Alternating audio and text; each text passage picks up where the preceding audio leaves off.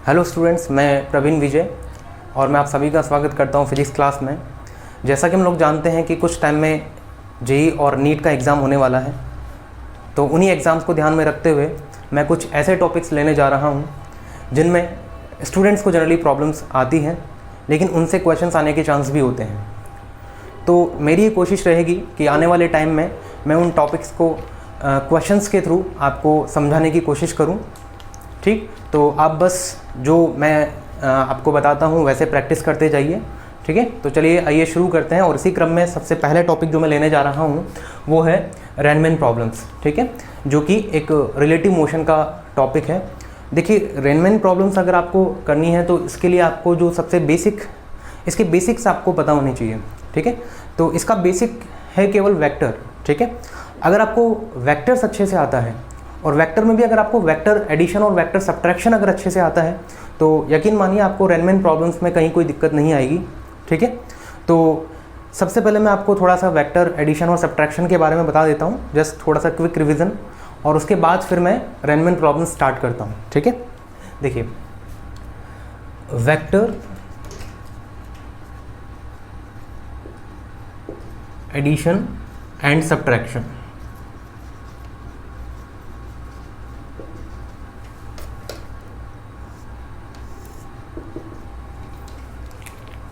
Okay, suppose कि ये दो वेक्टर हैं आपके पास, ये है ए वेक्टर और ये है बी वेक्टर।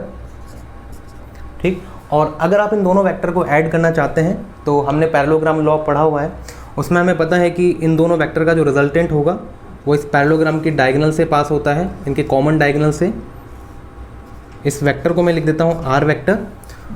यहाँ पर दोनों के बीच में एंगल मान लीजिए थीटा है, तो आर वेक्टर हो जाता है बच्चों A vector plus B vector. ठीक है, ये दो वेक्टर का एडिशन है। अगर मान लीजिए मुझे दो वेक्टर का सब्ट्रैक्शन करना है, जैसे कि सपोज मुझे दो वेक्टर दिए हुए हैं ए वेक्टर और बी वेक्टर। ठीक, और मुझे अगर इनका सब्ट्रैक्शन निकालना है, that is R vector is equals to A vector minus B vector, तो A vector minus B vector को मैं ऐसा लिख सकता हूँ बच्चों, A vector plus minus B vector. तो दरअसल वेक्टर सब्ट्रैक्शन एक वेक्टर एडिशन ही है जिसमें हम ए वेक्टर और माइनस बी वेक्टर को ऐड करने वाले हैं। तो अगर आपको बी वेक्टर पता है तो क्या मैं इसका नेगेटिव वेक्टर निकाल सकता हूँ? तो हम जानते हैं कि अगर आपको नेगेटिव वेक्टर निकालना है तो आप इस वेक्टर को पकड़ के उल्टा घुमा दें तो ये बन जाएगा माइनस बी वेक्टर। ठीक, और अब आप इन दोनों वेक्टर को ऐड कर दीजिए तो आपको इन दोनों का रिजल्टेंट मिल जाएगा। ठीक है, तो ये आपका है ए वेक्टर, ये माइनस बी वेक्टर है, तो इन दोनों का जो रिजल्टेंट होगा इनके कॉमन डायगोनल से पास होगा। ये आपका ए वेक्टर हो गया, ये आपका माइनस बी वेक्टर हो गया, तो इन दोनों का रिजल्टेंट इनके कॉमन डायगोनल से पास हो जाएगा, जिसको अपन बोल रहे हैं यहाँ पर आर वेक्टर। ओके, तो अगर आपको इतना आता है तो आपको रेनमैन प्रॉब्लम्स में कहीं कोई प्रॉब्लम नहीं आएगी। ठीक है, इसके अलावा एक और फॉर्मूला है जो वेक्टर एडिशन में हमने पढ़ा हुआ है कि दो वेक्टर का जो रिजल्टेंट होता है एडिशन का रिजल्टेंट, उसका magnitude under root of A square plus B square plus 2ab cos theta के बराबर होता है, जहाँ पर थीटा एंगल होता है। किस किस के बीच का एंगल होता है? ये angle between A vector and B vector. जिन दो वेक्टर को आप ऐड करना चाहते हैं उनके बीच में एंगल होता है। अगर मान लीजिए दोनों वेक्टर के बीच में angle theta is equals to अगर 0 डिग्री होता है तो रिजल्टेंट ए प्लस बी बन जाता है। अगर theta is equals to 180 degree होता है तो रिजल्टेंट ए माइनस बी बन जाता है। और अगर थीटा इज इक्वल्स टू यहाँ पर 90 डिग्री होता है तो resultant under root of A square plus B square बन जाता है। ठीक है, ये हमने पढ़ा हुआ है। ओके, तो बस आपको इतना अगर आता है तो आपको रेनमैन प्रॉब्लम्स में कोई ज़्यादा डिफिकल्टी नहीं आएगी। ठीक है, तो आइए इसके कुछ एग्जांपल्स करते हैं।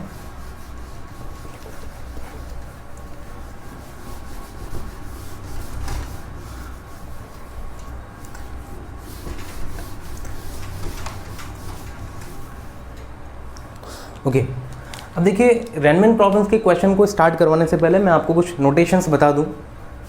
मैं यहाँ पर एक नोटेशन लिख रहा हूँ VM vector, VR vector and VRM vector. Okay, what is VM vector? It is the velocity of man with respect to ground। है ना। बाय डिफ़ॉल्ट अगर कुछ नहीं दिया हुआ है तो आप उसको बाय डिफ़ॉल्ट ग्राउंड के रिस्पेक्ट में ले लेते हैं। ये है velocity of rain with respect to ground. With respect to ground का मतलब क्या है कि अगर कोई पर्सन ग्राउंड पर खड़ा हुआ है, ठीक है, स्टेशनरी है, तो वो जो ऑब्जर्व करेगा वो हमारा विद रिस्पेक्ट टू ग्राउंड होता है। अच्छा, VRM क्या है? ये है velocity of rain with respect to man, ठीक। और रिलेटिव मोशन में हमने पढ़ा हुआ है कि VRM इज इक्वल्स टू होता है VR vector minus VM vector, ठीक। तो मैं इसी को ही ऐसा भी लिख सकता हूँ, VR vector plus minus VM vector. तो throughout all the problems based on river man ये जो नोटेशंस हैं ये कॉमन रहेंगे। VM वेक्टर मैन की वेलोसिटी रहेगी with respect to ground, VR vector rain की वेलोसिटी रहेगी विद रिस्पेक्ट टू ग्राउंड, और VRM वेक्टर रेन की वेलोसिटी रहेगी विद रिस्पेक्ट टू मैन। तो इसको नोट करें और फिर इसके बाद हम आगे इसके क्वेश्चन सॉल्व करते हैं, ठीक है। Okay,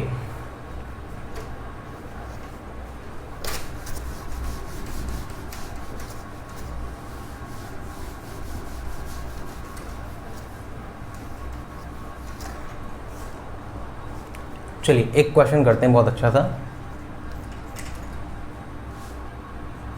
A man walking on a level road with 3 km/h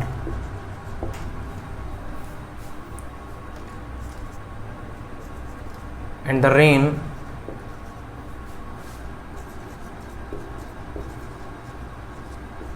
appears to him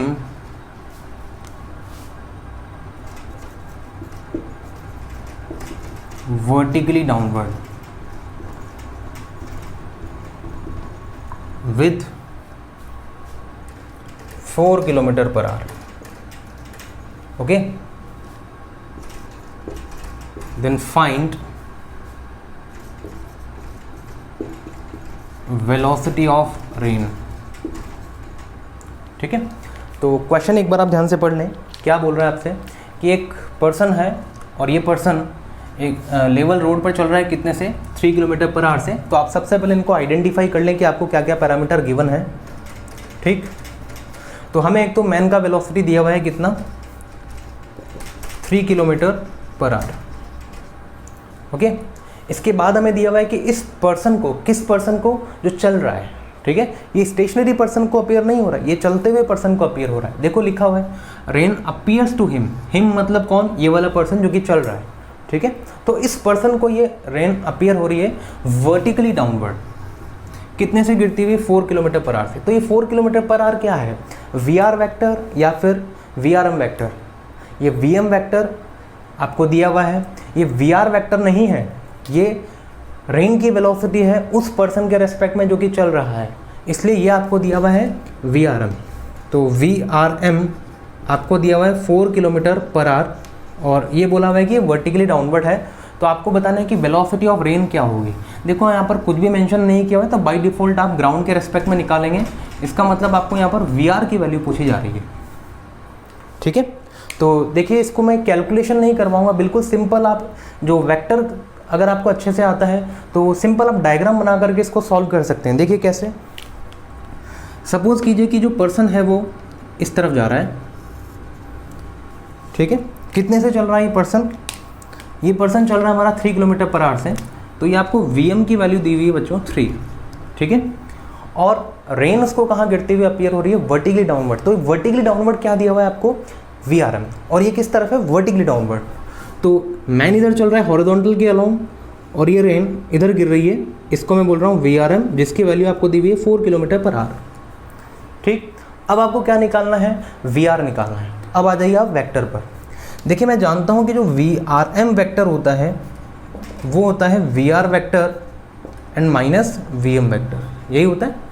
तो यहाँ पर VR वेक्टर कितना होगा, ये हो जाएगा VRM vector and plus VM vector, यही होगा। ध्यान से देखो, R vector is equals to A vector minus B vector. तो A vector is equals to R vector plus B vector, यही होगा। तो इसका मतलब अगर आपको वी आर निकालना है, दरअसल आपको दो वेक्टर को ऐड करना है। किन दो वेक्टर्स को? वी आर एम वैक्टर को और वी एम वैक्टर को। और हम ये जानते हैं कि जब दो वेक्टर को ऐड करते हैं तो उन दोनों का रिजल्टेंट कहाँ होता है? उनके बीच में ही कहीं होता है। तो इन दोनों का रिजल्टेंट कहाँ आएगा? इनके बीच में ही कहीं पर आएगा। तो ये हो गया आपका वी आर। ठीक, ओके। अब जिन दो वेक्टर को आपको ऐड करना है, इन दोनों वेक्टर के बीच में एंगल कितना है? इसको और इसको आपको ऐड करना है। इन दोनों के बीच में एंगल देखिए, आपको 90 डिग्री नज़र आ रहा होगा, यस और नॉट।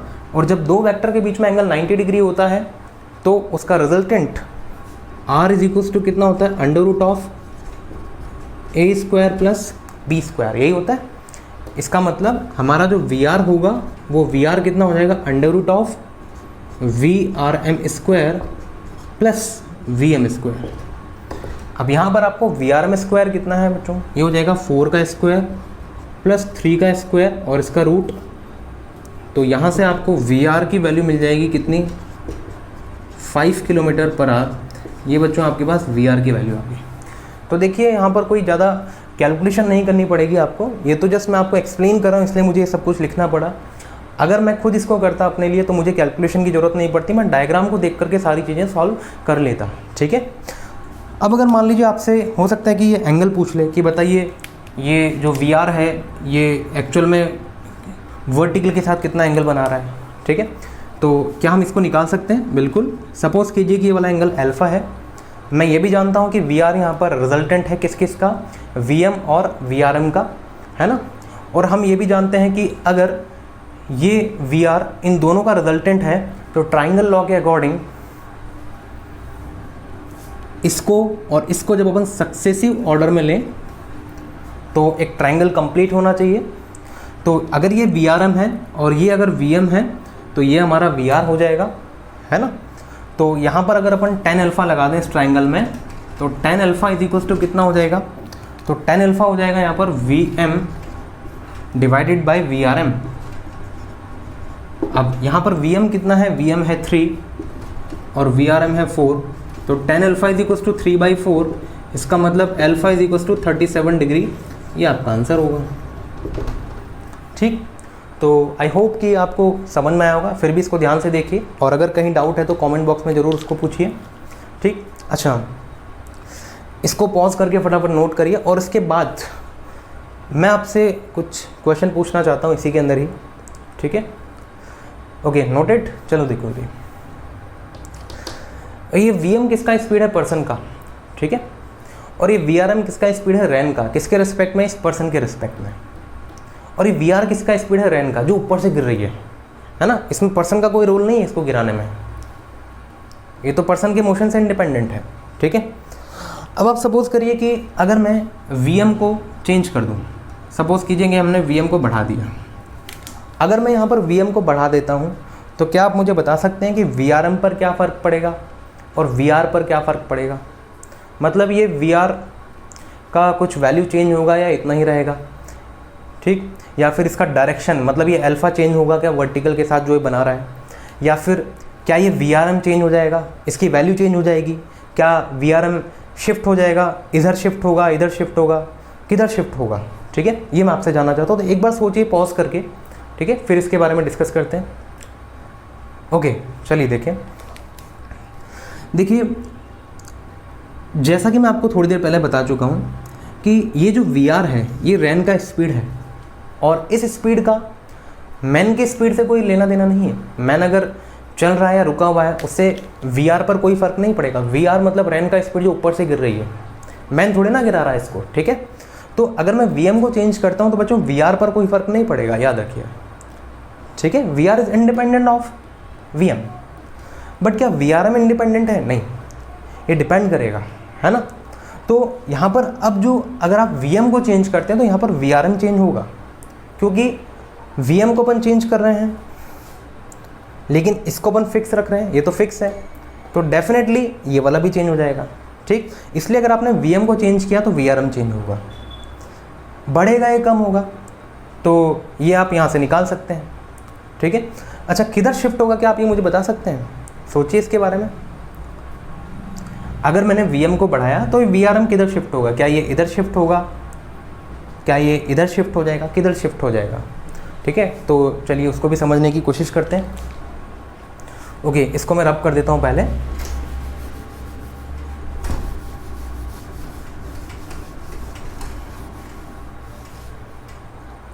ओके, देखिए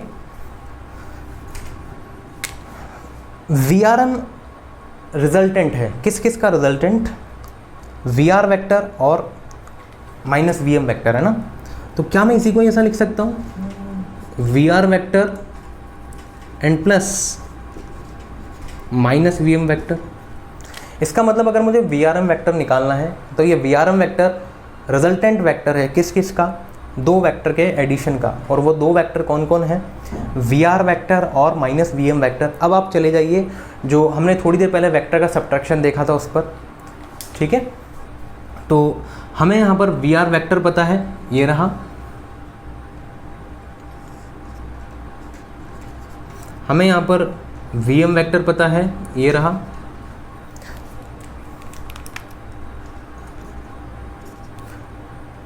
और हमें यहाँ पर Vrm पता है, ये रहा। अब आप सोचिए कि Vrm किस किस का रिजल्टेंट है? Vr वेक्टर का और माइनस Vm का। अगर Vm इधर है तो माइनस Vm किधर होगा? इसके पीछे। यस और नॉट? इसका मतलब Vrm vector is the resultant of these two vectors. ठीक। अब अगर आप सोचिए, आपने इसको फिक्स रखा हुआ है लेकिन आप इसको कंटिन्यूसली बढ़ा रहे हैं, मतलब मैग्नीट्यूड की बात कर रहा हूँ मैं, ठीक है। Vm वेक्टर को का मैग्नीट्यूड बढ़ा रहे हैं, इसका मतलब माइनस Vm का भी मैग्नीट्यूड बढ़ा रहे हैं, ठीक है। अब Vrm में दोनों वेक्टर का कंट्रीब्यूशन है, इसका भी कंट्रीब्यूशन है और इसका भी कंट्रीब्यूशन, मतलब दोनों से मिलकर के बना हुआ है। तो अगर मान लीजिए मैंने इसका कंट्रीब्यूशन बढ़ा दिया, किसका? माइनस Vm वेक्टर का कंट्रीब्यूशन बढ़ा दिया, तो ये Vrm जो रिजल्टेंट है ये किस तरफ शिफ्ट होने की कोशिश करेगा? जिसका कंट्रीब्यूशन ज़्यादा होगा। यस और नॉट? तो अगर मैं इस माइनस Vm वेक्टर का कंट्रीब्यूशन बढ़ाते जा रहा हूँ तो ये जो Vrm वेक्टर है ये इधर शिफ्ट होता जाएगा।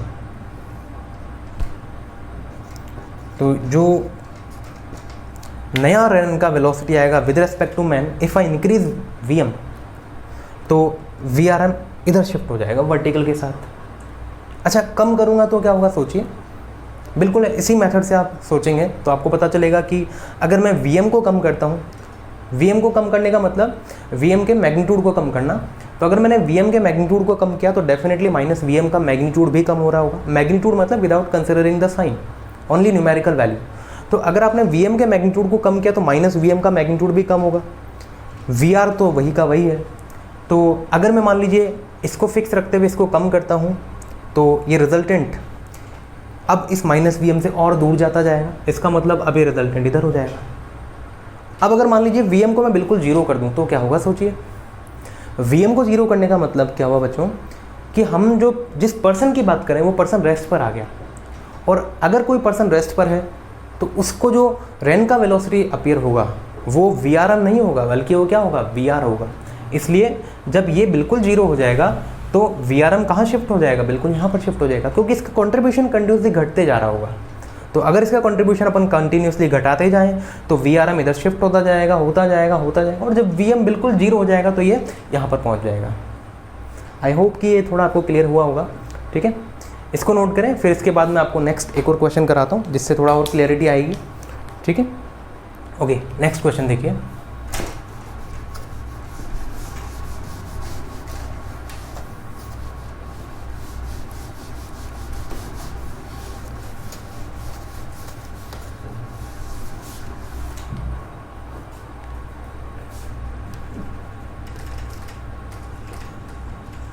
Man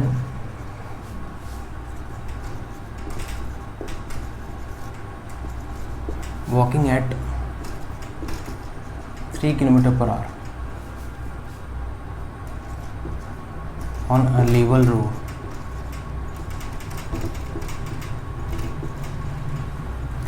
The rain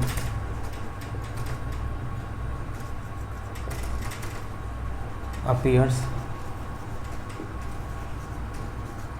vertically downward to him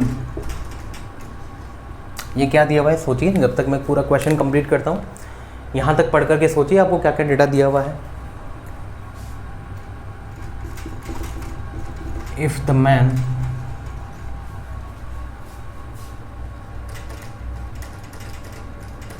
increases his speed to 6 kilometre per hour,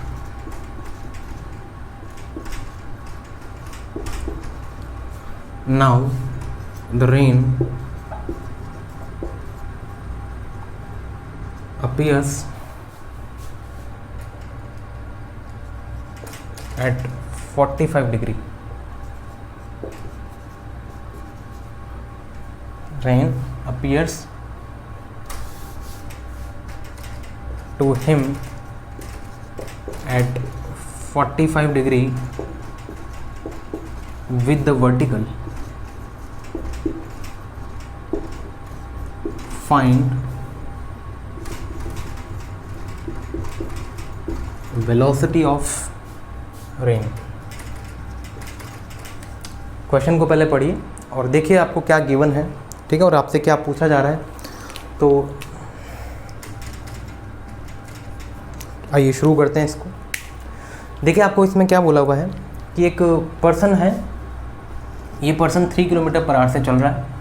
इसका मतलब ये आपको क्या दिया हुआ है, उस पर्सन का वेलोसिटी दिया हुआ है वीएम, कितना है ये 3 किलोमीटर पर आवर, ठीक। और उसको रेन अपीयर हो रही है, इस पर ध्यान दीजिए, अपीयर्स टू हिम। हिम मतलब कौन, ये पर्सन जो चल रहा है। इसका मतलब ये आपको क्या दिया हुआ है, वी आर दिया हुआ है या फिर वी आर एम दिया हुआ है। ये वी आर एम दिया हुआ है, ध्यान से देखिए,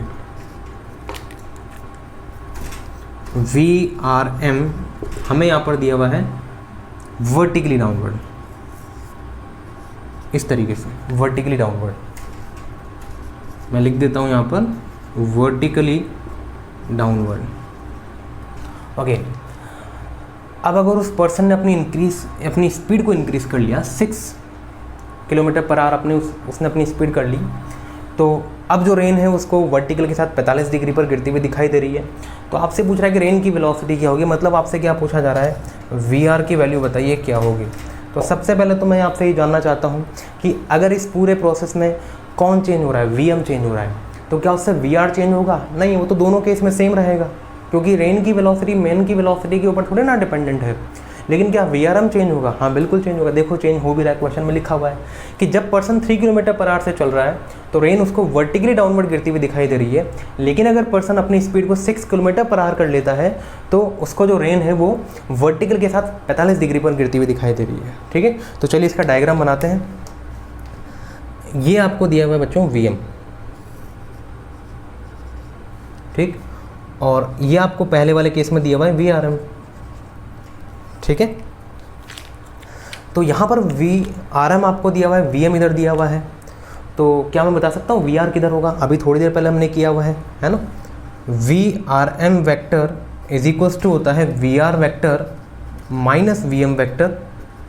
तो यहाँ पर वी आर वैक्टर कितना हो जाएगा, V R M vector and plus V M vector, है ना।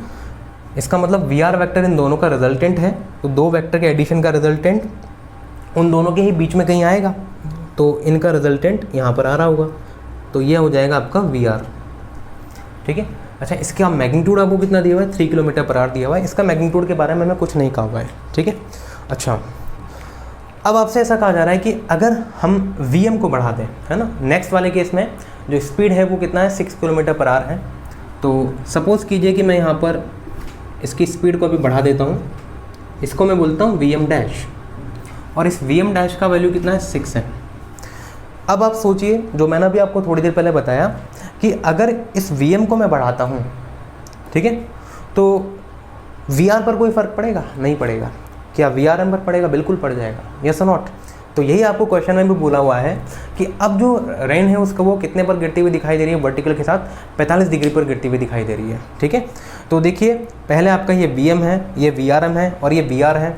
मैं जानता हूँ कि V R M is the resultant of V R vector and minus V M vector. तो क्या मैं इसी को ही ऐसा लिख सकता हूँ कि V R M dash vector is equals to V R vector minus V M dash vector, तो यहाँ से जो V R M dash vector होगा इसी को मैं ऐसा भी लिख सकता हूँ, plus of minus V M dash vector, yes और नॉट।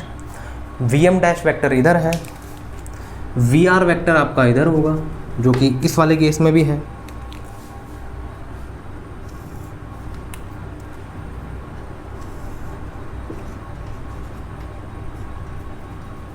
ठीक, ये तो वही रहेगा।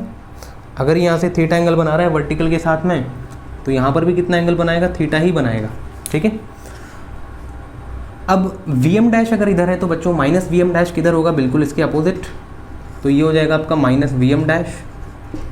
ठीक, अब अगर ये माइनस वी एम डैश है, वी आर इधर है, तो इन दोनों का रिजल्टेंट किधर आएगा, तो आपको क्वेश्चन में दिया हुआ है कि वो वर्टिकल के साथ 45 डिग्री पर गिरता हुआ दिखाई दे रहा है। तो वर्टिकल के साथ 45 मतलब ये वाला एंगल, और ये आपको दिया हुआ है कितना, वी आर एम डैश। ठीक है, ओके। तो आपसे पूछा जा रहा है कि बताओ इस वी आर की वैल्यू क्या होगी। तो देखिए इसको सॉल्व करते हैं, कैलकुलेशन की जरूरत नहीं पड़ेगी, यकीन मानिए आप इस डायग्राम से इसको सॉल्व कर सकते हैं। देखिए कैसे, क्या मैं जानता हूँ कि V R M dash is the resultant of this vector and this vector, तो क्या यहाँ पर ट्राइंगल कंप्लीट होना चाहिए।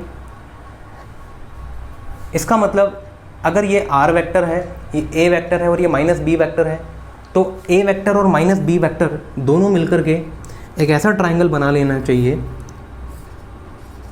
ए वेक्टर माइनस बी वेक्टर, ताकि रिजल्टेंट इसको ट्राइंगल को क्लोज करने वाली साइड को रिप्रेजेंट करे। इसी तरीके से अगर ये वी आर है, ये माइनस वी एम डैश है, और V R M dash is the resultant of this two vector. इसका मतलब अगर मैं यहाँ पर ट्राइंगल लॉ लगाता हूँ तो ये वाली जो साइड है ये होनी चाहिए आपकी माइनस वी एम डैश। ठीक, अच्छा, अब ये वाली जो साइड लेंथ है इसका मैग्नीट्यूड कितना है, 6, इसका मतलब ये वाला 6। अच्छा, अब वापस इस ट्राइंगल पर आ जाते हैं हम लोग। देखिए पहले आपको क्या बोला कि जब ये 3 था, ये वाला 3 था, तो वी आर एम आपको वर्टिकली डाउनवर्ड दिख रहा है। अच्छा, अगर ये वी एम इधर है बच्चों 3, तो माइनस वी एम किधर होगा, माइनस वी एम इधर होगा, और इस माइनस वी एम का मैग्नीट्यूड भी कितना होगा, 3 होगा, यस और नॉट। तो अगर ये माइनस वी एम 3 है, तो ट्राइंगल लॉ से मैं ऐसा बोल सकता हूँ कि जब वी आर एम, अगर वी आर और माइनस वी एम का रिजल्टेंट होगा, तो यहाँ पर भी एक ट्राइंगल कंप्लीट होना चाहिए। इसका मतलब ट्राइंगल की ये वाली जो साइड होगी वो किसको रिप्रेजेंट करेगी, माइनस वी एम को, जिसका मैग्नीट्यूड कितना होगा, 3 होगा। ठीक, इसका मतलब अब इसी ट्राइंगल से अपन इसको जोड़ दें, ये पूरा का पूरा एच है, ये वाला जो है वो आपको पहले से बोल सकते हैं कि ये 3 है, तो आप बताइए ये कितना बचा, यहाँ से लेकर के यहाँ तक ये पूरा 6 है, ये वाला 3 है, तो ये वाला कितना बचेगा, 3, तो ये वाला आ गया 3 किलोमीटर पर आवर। ठीक, अब इसका मतलब ये वाला 3 है और ये वाला 3 है, दिखाई दे रहा है आपको। तो ये वाला एंगल अगर 45 डिग्री है, तो यहाँ से मैं बोल सकता हूँ सिमेट्री से कि ये वाला एंगल भी कितना होगा, 45 डिग्री होगा।